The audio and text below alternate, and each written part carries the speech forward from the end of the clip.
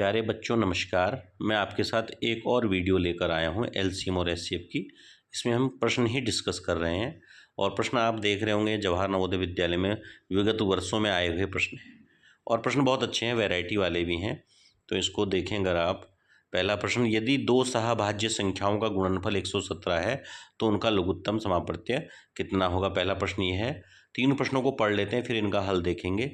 दूसरा है, वह बड़ी से बड़ी संख्या प्राप्त कीजिए जिससे यदि 1277 और 1368 को भाग दिया जाए तो प्रत्येक स्थिति में 3 शेष बचे। और तीसरा है 114 तथा 95 का लौसौ लघुत्तम समापवर्त्य एलसीएम क्या होगा। आइए इनके हलों पर जाते हैं और डिस्कस करते हैं। तो पहले जो एलसीएम है वो दोनों संख्याओं का गुणनफल आप देख रहे हैं, ये दिया है 117 सहभाज्य संख्याएं कह रहा है। जैसे सहभाज्य संख्या 3 और 5 हमने दो संख्या ली, इसका गुणनखंड 1 और 3 है, 5 का 1 और 5 है। तो इनका उभयनिष्ठ गुणनखंड आप देख रहे हैं जो है वो 1 है, जो दोनों में कॉमन है। तो जिनमें भी कॉमन गुणनखंड 1 होगा वही होती हैं सहभाज्य संख्याएं। तो अब ये यहाँ पर कह रहा है दो सहभाज्य संख्या है, उनका गुणनफल 117 है, तो उनका लघुत्तम समापवर्त्य कितना होता है। उनका लघुत्तम समापवर्त्य उनका ही गुणा होगा और ये दोनों का गुणनफल पहले ही दिया है तो यहाँ पर 117 ही हो जाएगा। वैसे आपको आइडिया भी आ रहा होगा, 13 और 9 को गुणा करके 117 आता है, किसी अन्य को गुणा करके ऐसे 117 तो आ नहीं रहा है। और 13 के गुणनखंड आप देखेंगे 1 और 13, 3 के देखेंगे 9 के देखेंगे आप 1, 3 और 9, ये 1 दोनों जगह कॉमन है तो इनका सार्वनिष्ठ या उभयनिष्ठ गुणनखंड 1 है। यानी कि यही वो संख्याएं भी अगर आपको संख्याएं पता करनी होती तो यही होती। तो यहाँ जो है और इनका महत्तम समापवर्तक 1 होता है सहभाज्य संख्याओं का, ये भी याद आपको रखना है। अब दूसरा प्रश्न था 1277 और 1368 में से प्रत्येक दशा में 3 शेष बचना है और वह बड़ी से बड़ी संख्या क्या है। तो हमने सबसे पहले क्या करना है, इनमें से 3 दोनों में से घटा लेना है और जो नई संख्याएं प्राप्त होगी उनका महत्तम समापवर्तक निकालेंगे। तो 1274 और 1365 मिला। अब 1274 से इसमें भाग दिया तो 91 शेष बचा। अब इसको बना देंगे भाज्य 1274 को और ये 14 बार पूरा पूरा भाग कर देगा तो लास्ट में भाग दिया 91 ने। ये वही अभिष्ट संख्या है जो 1277 और 1368 को भाग करने पर 3 शेष बचाएगी। तो 91 इसका उत्तर हो जाएगा। अगला प्रश्न था 114 और 95 का एलसीएम क्या होगा।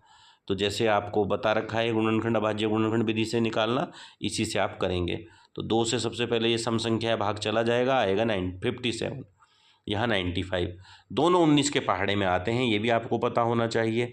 तो जिसको पहाड़े याद होंगे जितने ज़्यादा वो उसकी कैलकुलेशन उतनी तेज होती है।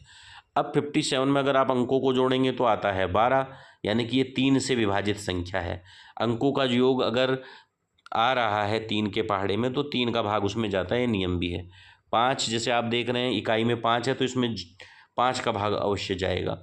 तो अब 3 से भाग देते हैं, यहाँ आता है 19, यहाँ आता है 95। अब अभी बताया था 5 का विभाज्यता नियम 0 और 5 होना चाहिए। 5 से भाग करेंगे तो 19 आ जाएगा, लास्ट में 19 से भाग कर देंगे। अब यहाँ पर आप देखेंगे एलसीएम हो जाएगा 2 × 3 × 5 × 19 और ये सबसे पहले हमेशा 5 और 2 को मल्टीप्लाई कर लीजिए 10 से 19 को कर लेंगे 190 से 3 करेंगे 570। तो ऐसे आप फटाफट अपने विकल्प पर पहुंच सकते हैं और ए ऑप्शन इसमें सही है।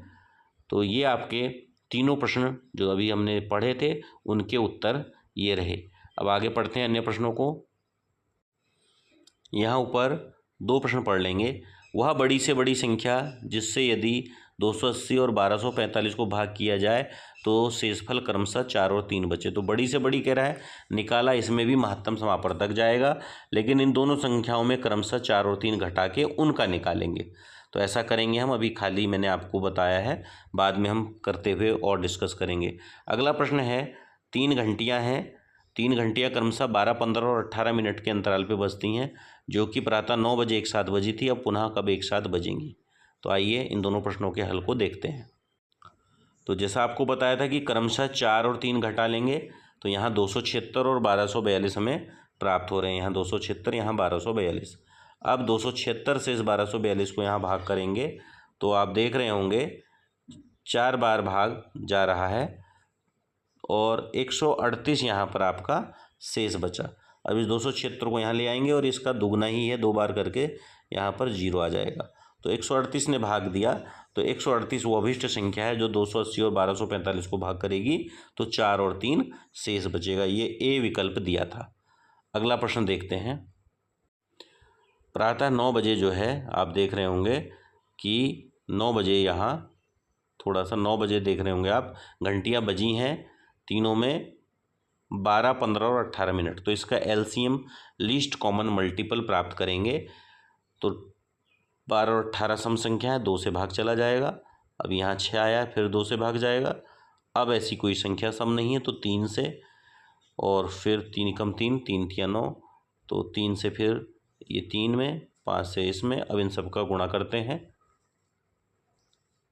वही तरीका जो मैं हमेशा अपनाता हूँ। 2 से 5 को कर लेंगे 10, 10 दूनी 20, 20 तिया 60, 60 तिया 180 मिनट। 180 मिनट यानी कि 3 घंटे। 1 घंटे में 60 मिनट, तो 3 से 60 को गुणा करते हैं तो 180 आता है, यानी कि 3 घंटे बाद। अब 3 घंटे कितने हो जाएंगे, 9 में 3 जोड़ लेंगे तो 12 बजे, ठीक जो है दोपहर 12 बजे वो समय होगा जब ये घंटियाँ पुनः एक साथ बजेंगी। ये आपका विकल्प सी सही है। आइए अब अगले प्रश्नों को पढ़ते हैं। वह छोटी से छोटी संख्या जो 42, 98 और 70 से भाग हो जाती है। तो छोटी से छोटी यानी कि आपने लघुत्तम समापवर्ती निकालना है। और अगला है 45, 75 और 165 का महत्तम समापवर्तक क्या होगा। तो इन दोनों प्रश्नों के हल अब आपको दिखाते हैं। तो यहाँ पर 42, 98 और 70 इसका आपको लॉसो निकालना है। तो अब यही 2 से 21 बार, 2 से यहाँ 49 बार और यहाँ 35 बार डिवाइड हो जाएगा। अब इसमें कोई भी 2 से डिविजिबल नहीं है। अब 3 से 3 7 जा आएगा, 49 और 35 एज इट इज़। 5 से करेंगे तो 35 में यहाँ 7 आएगा, ये दोनों एज इट इज़। अब फिर यहाँ 7 से हो जाएंगे, तो ये 7 7 से यहाँ लास्ट में 1 1। अब इनका मल्टीप्लाई देखते हैं। यहाँ देख रहे हैं यहाँ मल्टीप्लाई, और यहाँ पर भी मैंने उसी तरीके से किया है। 2 5 जा 10, 10 3 जा 30, 37 जा 210 और लास्ट में 7 को मल्टीप्लाई किया तो 1470 विकल्प ए आपका सही ऑप्शन हो जाएगा। इसके बाद 45, 75 और 165 का हाईएस्ट कॉमन फैक्टर मौसा निकालना है। भाग विधि का प्रयोग किया है, इन दोनों को लिया है। 45 से कम 45, 30 आया, 45 को किया, 15 आया, 15 से फिर 30 में 2 बार चला गया, और 15 इस 165 को भी 11 बार डिवाइड कर देगा। तो ये 15 लास्ट में आपका इनका हाईएस्ट कॉमन फैक्टर आ जाएगा, और ये आपका जो है विकल्प ए दे रखा है। ये विकल्प आपका ए है। ये थे इन प्रश्नों के हल। अब मैं आपको आगे और 2-3 प्रश्न बचे हैं, उनका भी हल बताता हूँ।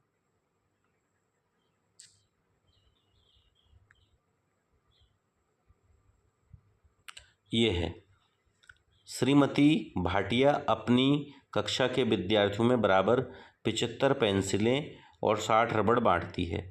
उनका कक्षा में अधिकतम कितनी जो है विद्यार्थी हैं ये बताना है। अधिकतम पूछा है तो यानी कि हाईएस्ट कॉमन फैक्टर निकाल देना है। और अंतिम प्रश्न है छोटी से छोटी संख्या जो 15, 25 और 30 से विभाजित होती है, तो इसमें लॉसो निकालना है। इन दोनों प्रश्नों के हल देखते हैं। जैसे कि मैंने बताया था आपको, आप जो है यहाँ पर देखिए 60 और 75, ये यहाँ पे आपने मौसो निकालना है। तो 61 जा 60, 15 इसमें आएगा, और इस 60 को यहाँ ले लेंगे, 4 बार पूरी तरीके से भाग कर देगा। तो एक तरीका ये है, तो 15 विद्यार्थी होंगे वहाँ। दूसरा यहाँ पर ये भी बताया है, या भाज्य गुणनखंड से इसमें क्या करते हैं, दोनों में जिससे भाग जा रहा है उसको आप यहाँ लेंगे। जैसे 3 से गया 20 और 25 बार, फिर 5 से जाएगा 20 25 में। अब ये 4 5 में किसी से नहीं जा रहा है, तो आप क्या करेंगे, फिर अब इन दोनों का गुणा कर लेंगे, और ये भी 3 5 जा 15 आएगा, यानी कि दोनों विधि से इसका उत्तर 15 है। तो 15 विद्यार्थी, और लास्ट में 15, 25 और 30 का आपने लॉसो निकालना था। सीधा प्रश्न है। ऐसे प्रश्न राजीव गांधी में आते हैं, सैनिक में इस टाइप का कोई प्रश्न नहीं आता सीधा जानने वाला। थोड़ा सा इस टाइप का आ सकता है, जैसे ये था, थोड़ा बच्चे की चेक करता है उसकी मानसिक योग्यता की, किस तरीके से वो प्रश्नों को करेगा। तो यहाँ आप देखेंगे पहले 2 से ये 15 आ जाएगा, फिर 3 से 525, फिर 5 से अब यहाँ मल्टीप्लाई कर लेंगे, और मल्टीप्लाई में भी आप 5 2 जा 10, 3 जा 30, 5 जा 150, सी विकल्प सही रहेगा। तो आज हमने इस प्रकार से ये इसी वर्कशीट के जो हैं आप देख रहे होंगे 22 क्वेश्चन 3 वीडियो में कवर कर लिए हैं। समझाना भी ज़रूरी है, इनको अभ्यास कीजिएगा समझ समझ के। मैं अब इसकी 2 वीडियो और लेकर आऊँगा आपके सामने। धन्यवाद प्यारे बच्चों।